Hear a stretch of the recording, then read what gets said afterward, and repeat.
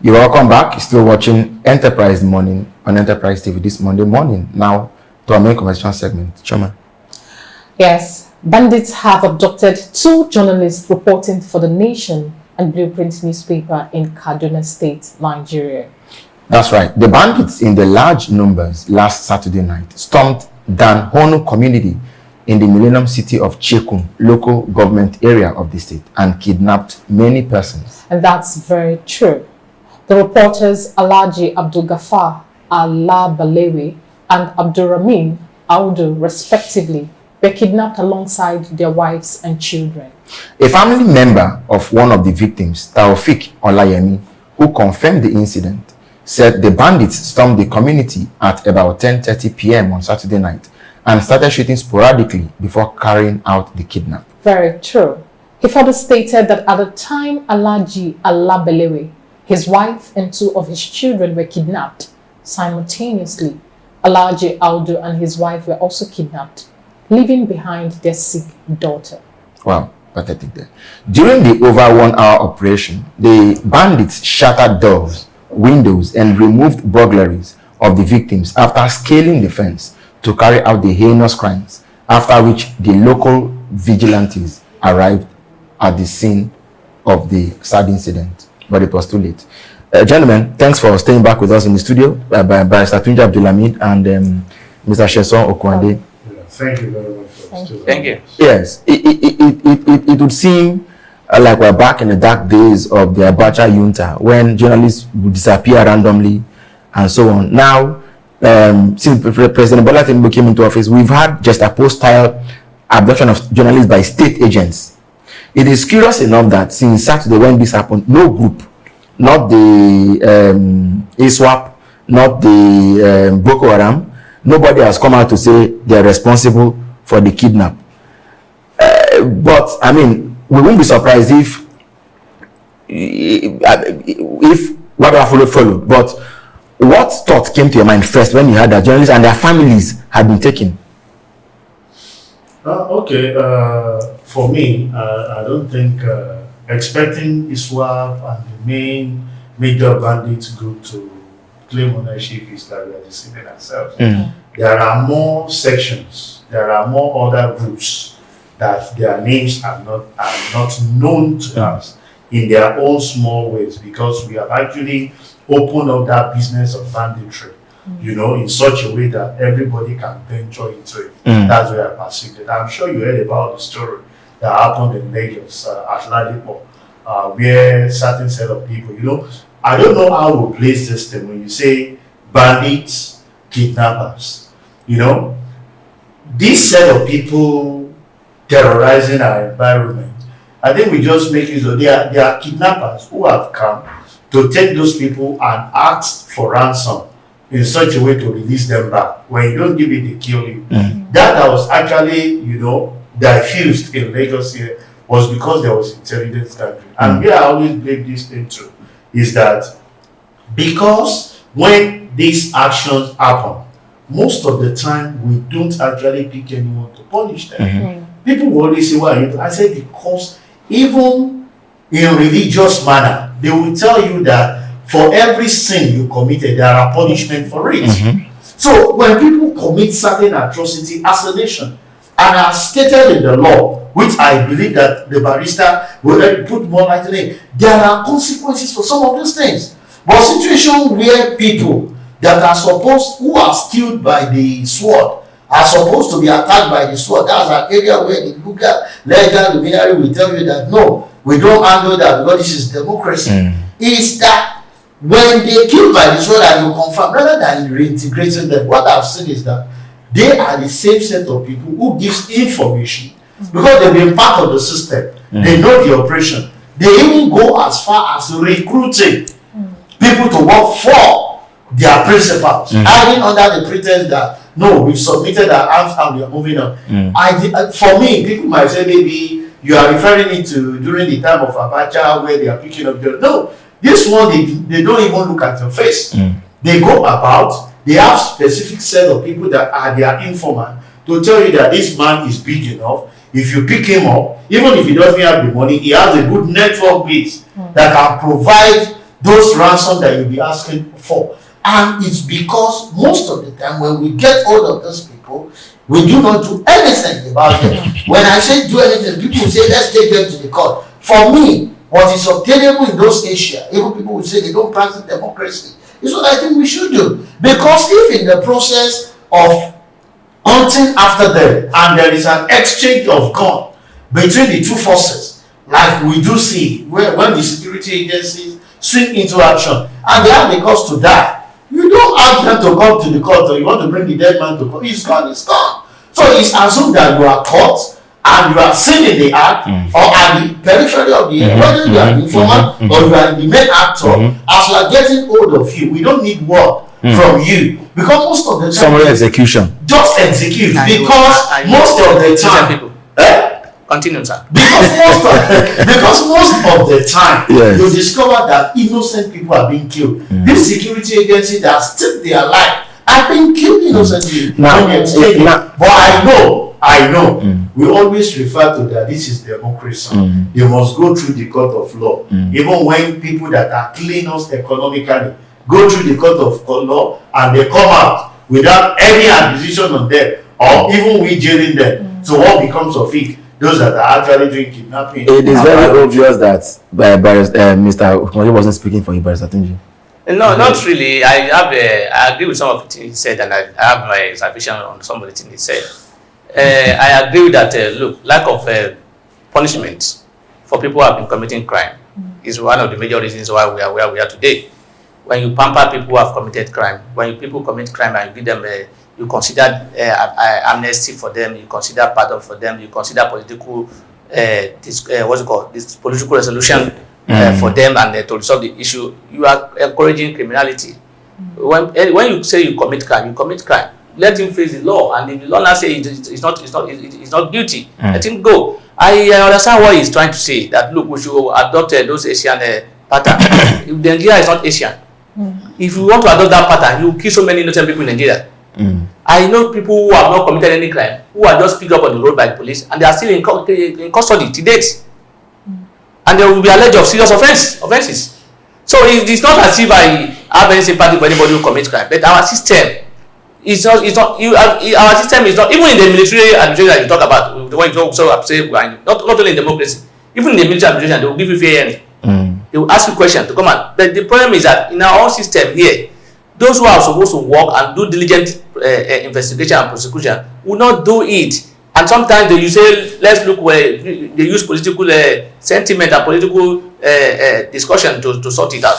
Once you are VIP or you are big, your case may not even go anywhere, because people who are supposed to investigate you, rather than investigate you, who want me, who is not a police officer, to investigate. Just like what is happening in Yayabelo's case, when people are asking the lawyer to produce a is it their duty to arrest people?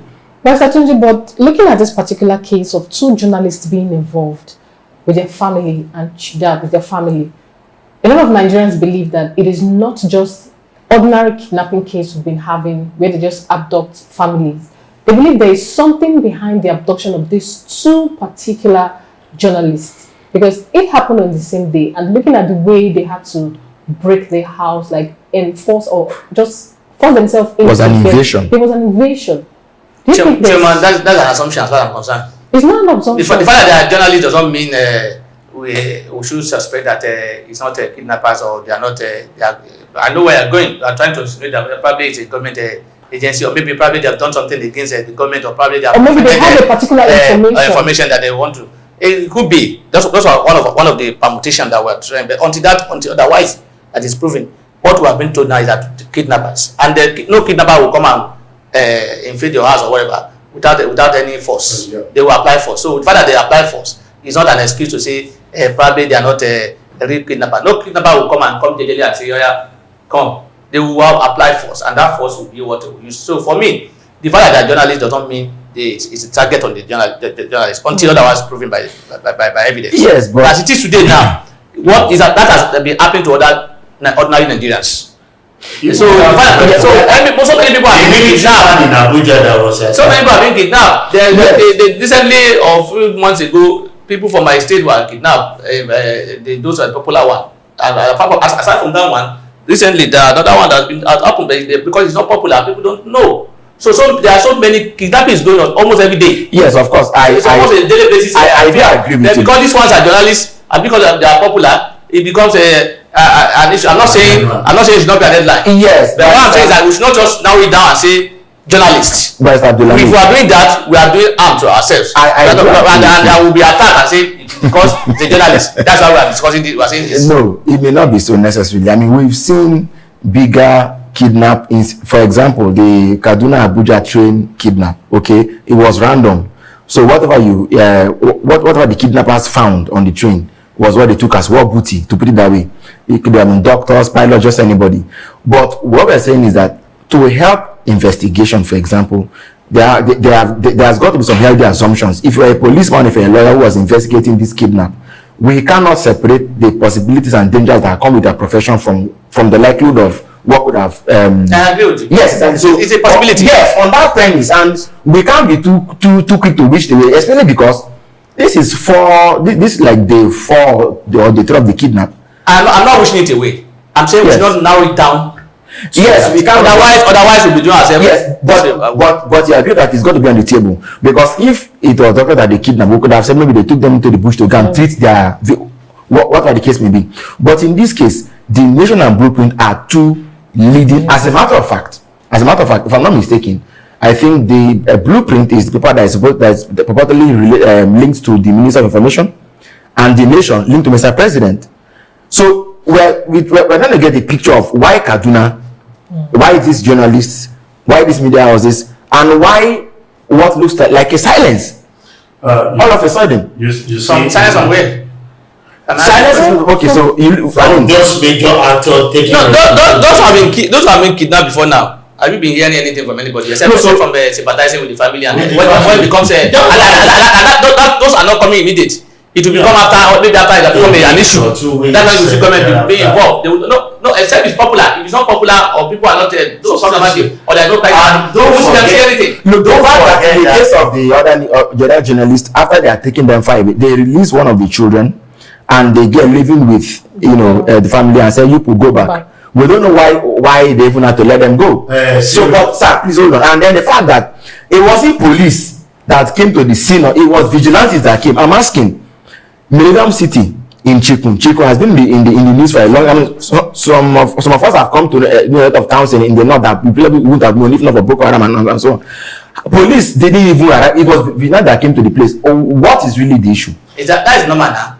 Have you ever seen police arrive at the scene of event when the things is happening? After the incident, that's when you see them come and say they are. In fact, they will even tell you they've rescued them after when the people have been released. Okay. See, I said it when I was giving my narration of the story.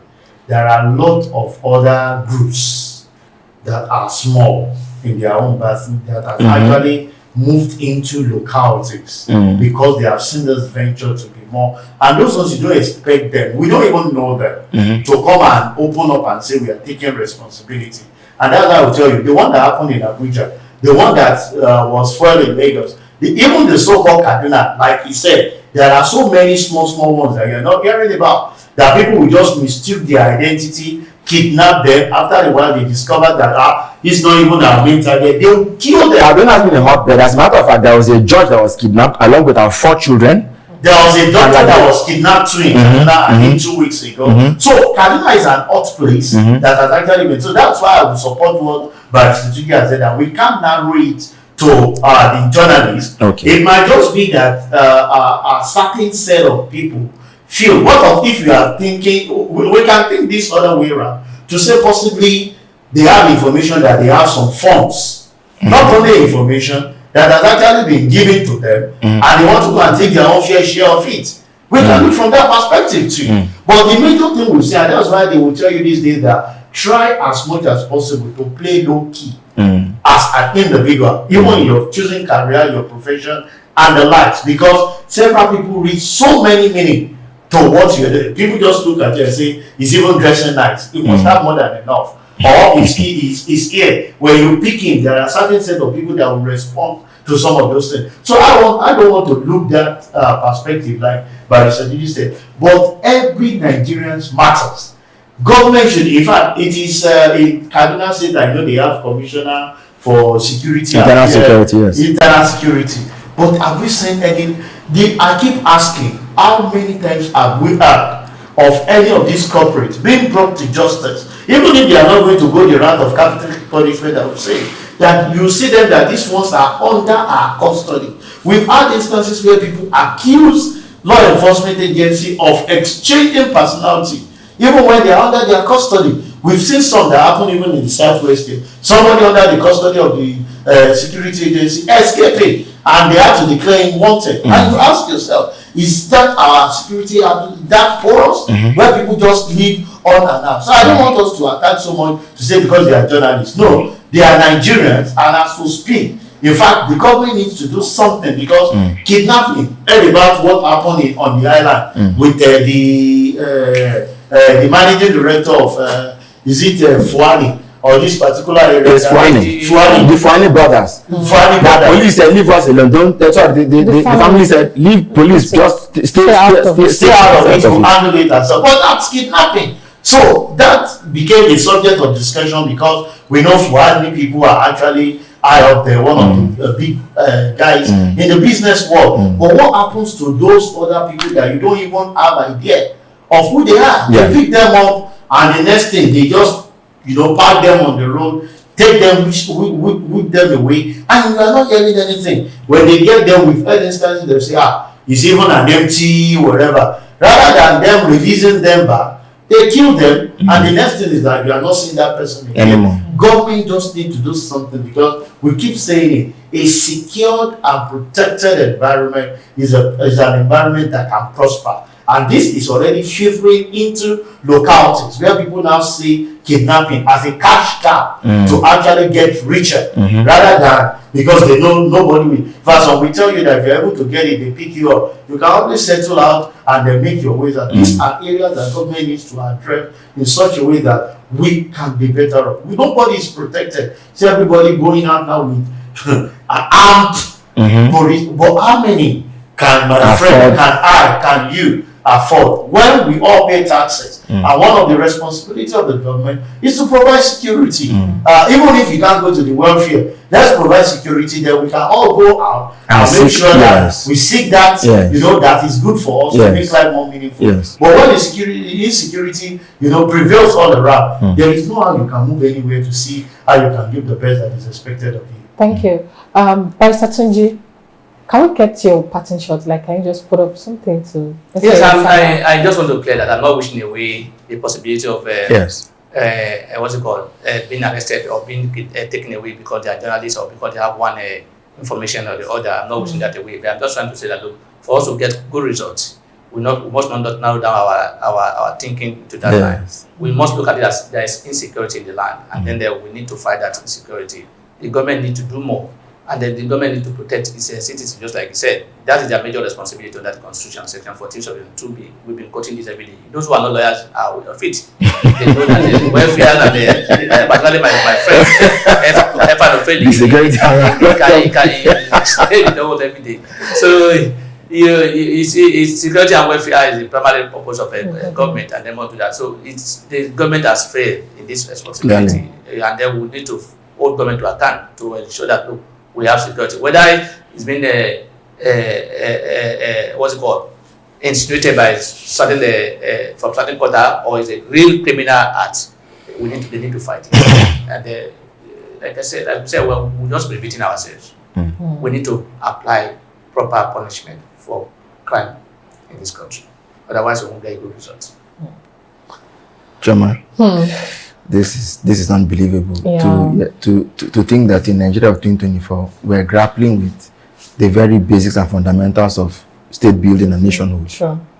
And we just pray that the family get to reunite with their moms as soon as possible. As soon as possible. Pray they reunite, and we pray we don't lose any soul this time because it's becoming a lamina. We pray the right agencies stand up to protect the lives of the citizens. Well, the police has promised to swing into action and to... That's now their statement. Yeah. It's not something... But they died in 2000 or so. One. And they've been springing, they've been Yeah. doing their In investigation. fact, in this case, said that they've sent the men into the bush So- where they suspect the journalist to be held. And then soon you will see people will be Nigeria is- they'll be rescued very soon. We don't, you know, for when it and comes to finishing, Yeah. ask yourself. yeah, for me, whether they are rescued or released doesn't matter. Let them just come back safe. Safe. So that That's what I'm saying. They'll be released. Really good.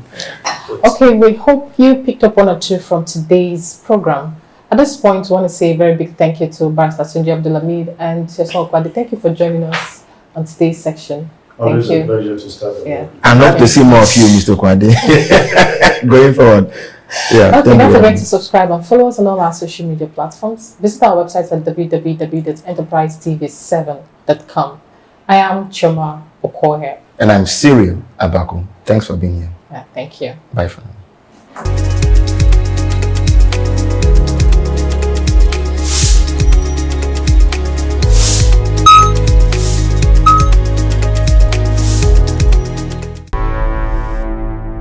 Enterprise TV, a tradition of truth.